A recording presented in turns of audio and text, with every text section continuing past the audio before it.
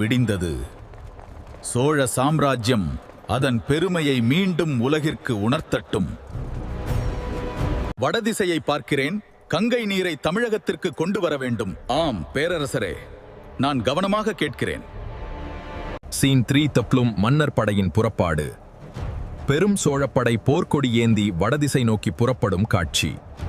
கோதாவரி கடத்தல். சோழப்படைகள் அகன்ற கோதாவரி ஆற்றை கடக்கும் காட்சி. யானைகள் நீரில் நடப்பது, வீரர்கள் படகுகளில் பயணிப்பது, மழை மேகங்கள் நிறைந்த வானம். வெற்றி! சோழ நாட்டுக்கு வெற்றி! வாட்படையை முன்னேற்றுங்கள்!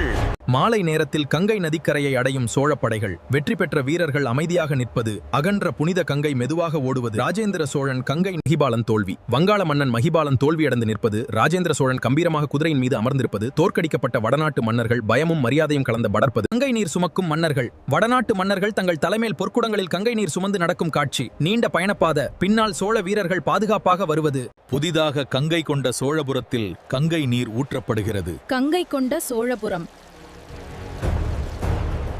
சோழ கங்கம் உருவாகும் தருணம்.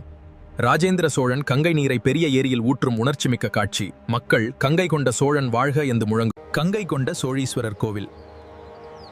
பிரம்மாண்டமான கங்கை கொண்ட சோழீஸ்வரர் கோவில் சன்ரைஸ் நேரத்தில் தோன்றும் காட்சி.